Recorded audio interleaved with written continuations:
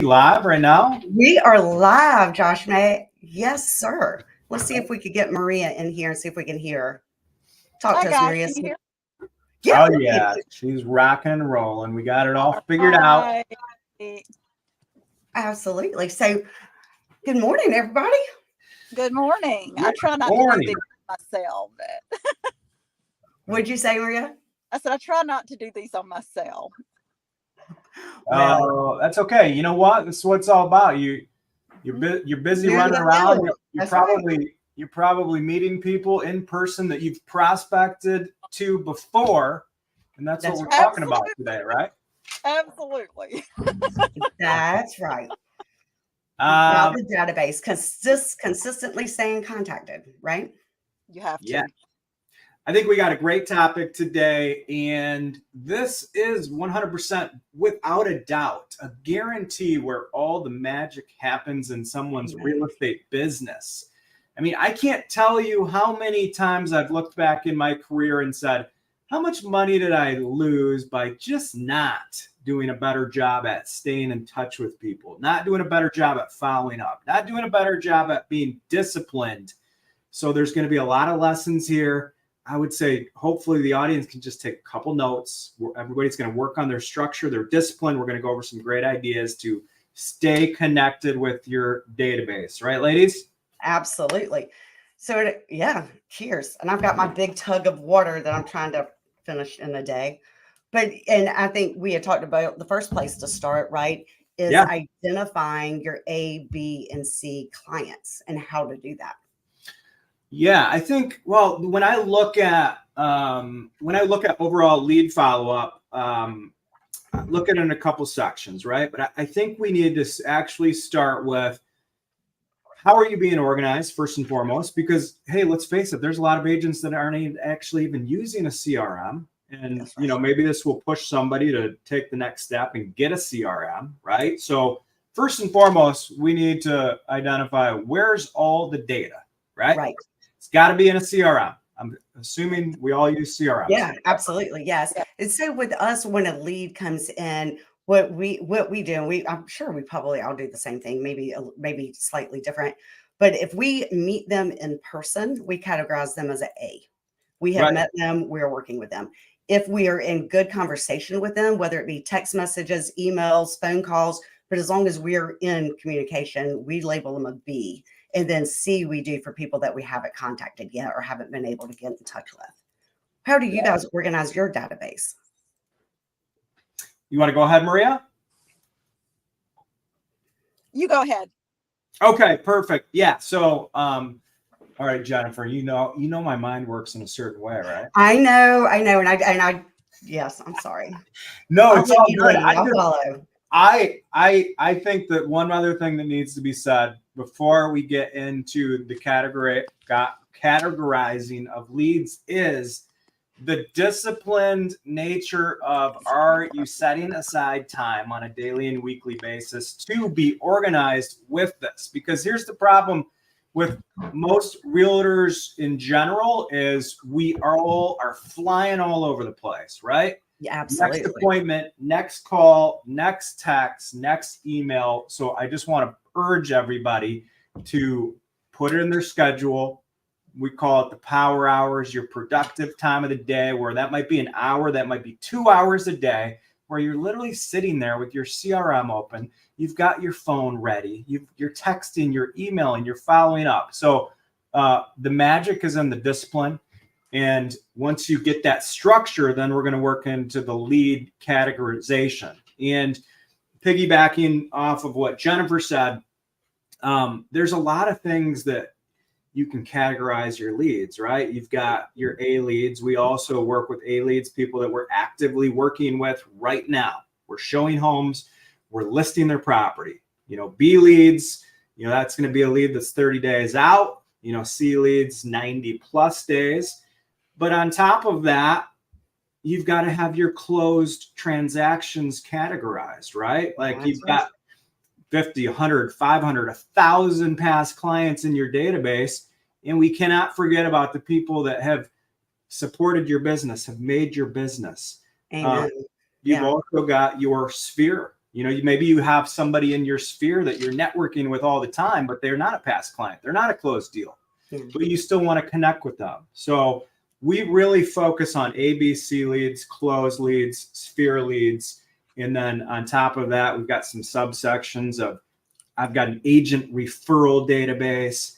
I've got a vendor list. So categorizing your leads is critically important. Agreed, 100%.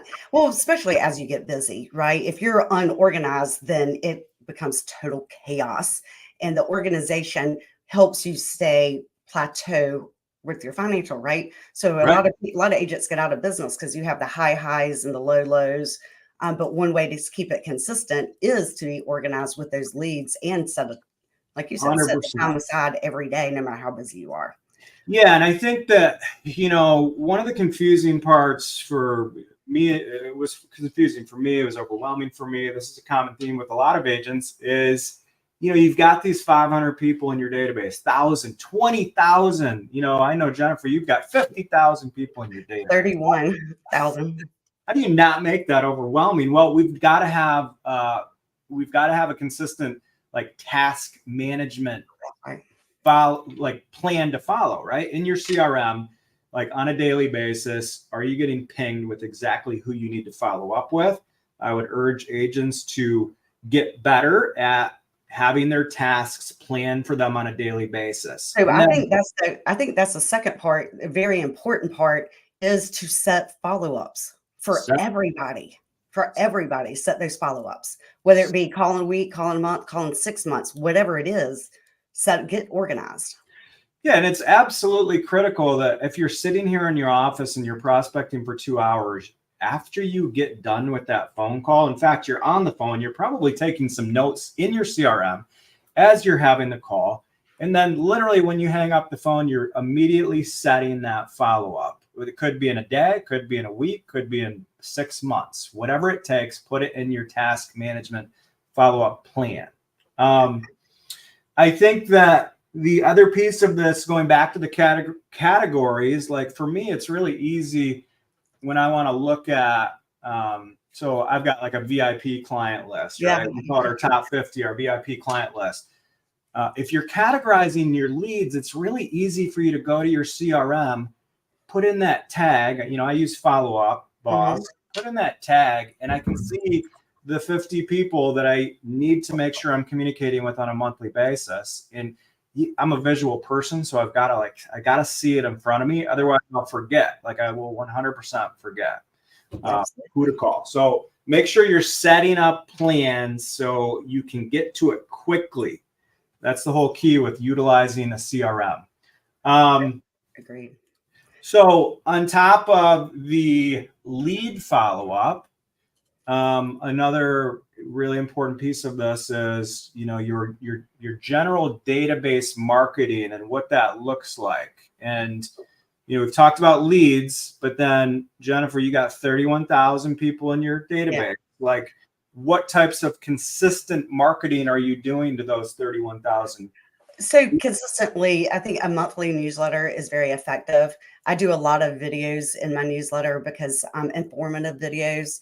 I found those to be very helpful, and I try to keep them short, ideally under a minute if possible.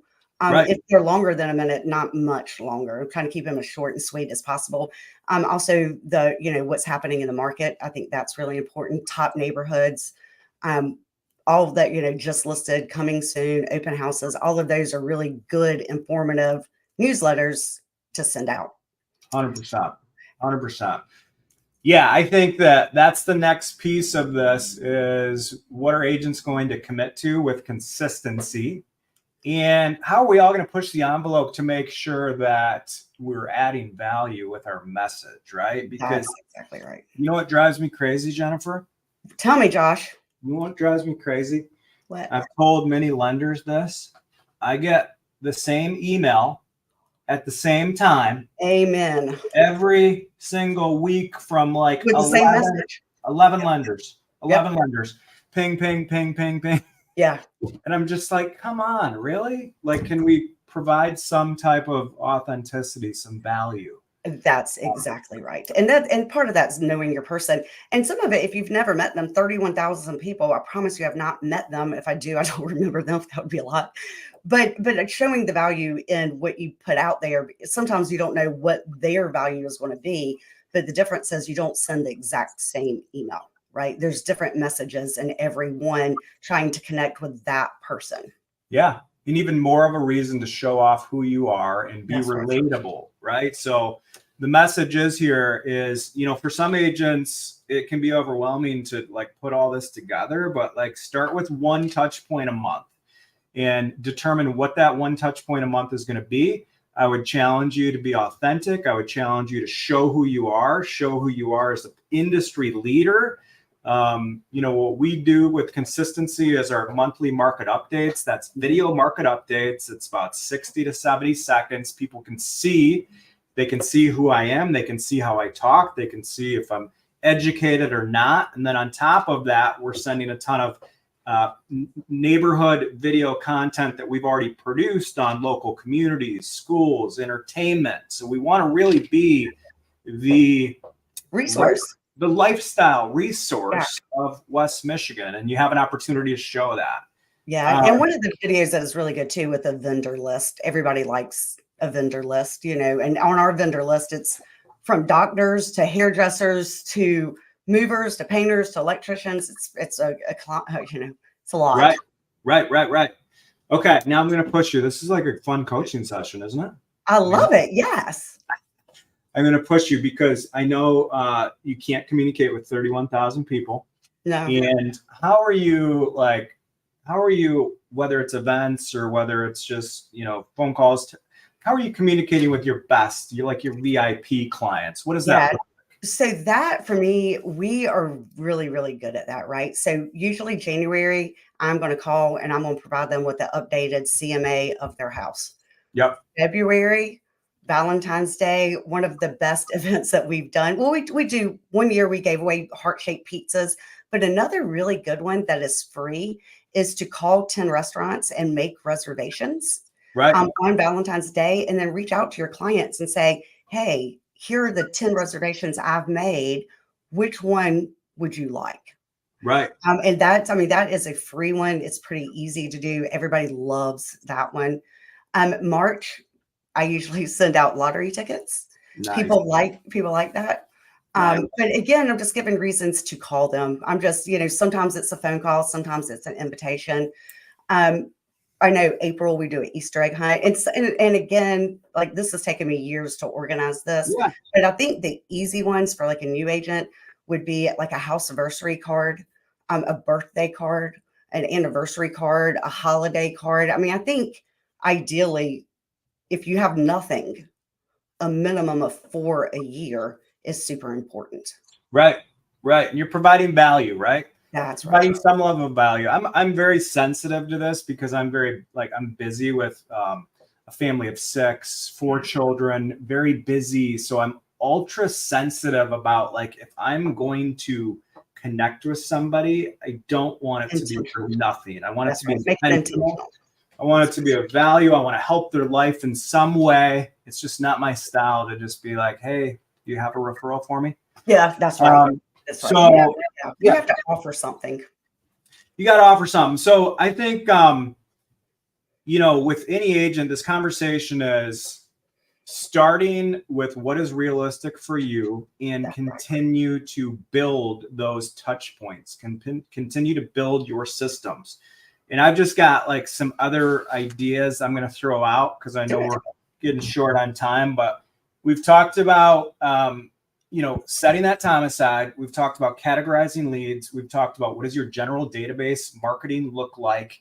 And then you've got to create these subsection connection points with, we've got our VIP, our top 50 client list that I'm communicating with once a month with consistency, whether it's through client events, whether it's CMA offerings, market analysis offerings, whether it's handwritten notes. We're doing a fun little March Madness bracket challenge for our clients. Just trying to come up with creative ideas to stay top of mind.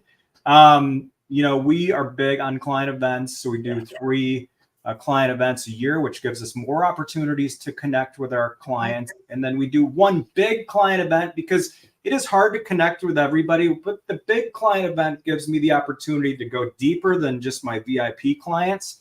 Maybe I'll be connecting personally with 200, 300 people. I mean, we send emails to thousands of people, but it's tough to call 1,000 people. So, but you need to set up these touch points that make sense for your business. But I would say everybody's at different places in their business, and I've been there before. So I guess what I'm trying to stress is do what is realistic for you now that you can execute at a very high level, and don't try and overwhelm yourself because the work's just not going to get done. So wherever you're at in your business, it might be one touch point a month, might be one a quarter, whatever it is, just keep building, keep building, keep building. Yep. So I think that's brilliant. These are all excellent. Yeah.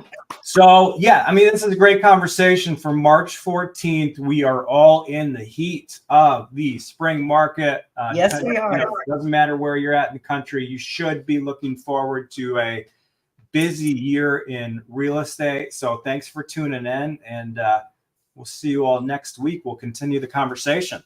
I love it. See you next week, Josh. Maybe Maria can join us then too. Yes, Maria, you're definitely on next week.